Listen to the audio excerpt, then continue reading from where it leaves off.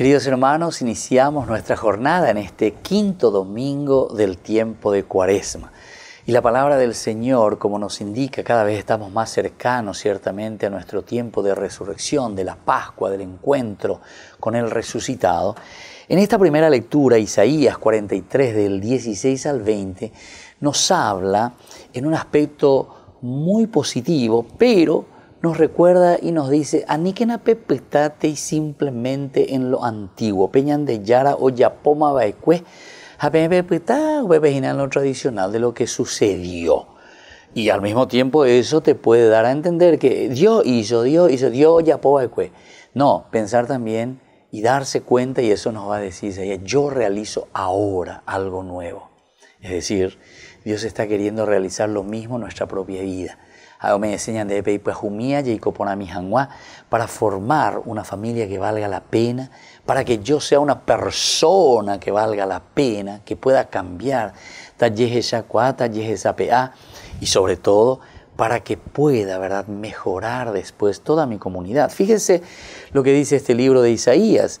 Así dice, habla el Señor, que abrió camino en el mar y una senda en las aguas impetuosas, que sacó a batalla carros y caballos, la tropa, los héroes, caían para no levantarse, se apagaron como mecha que se extingue.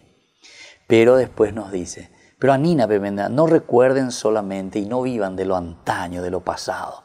No piensen en lo antiguo, viene lo nuestro. Ahora, mira lo que yo realizo algo nuevo.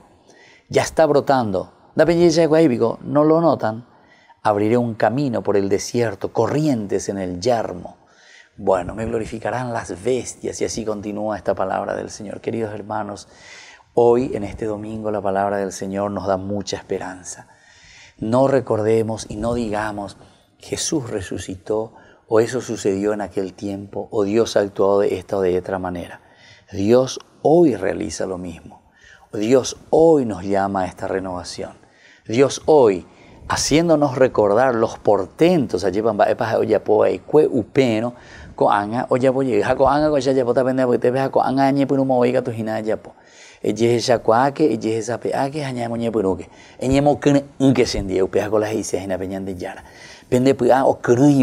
porque hay la resurrección, hay vida, hay entusiasmo.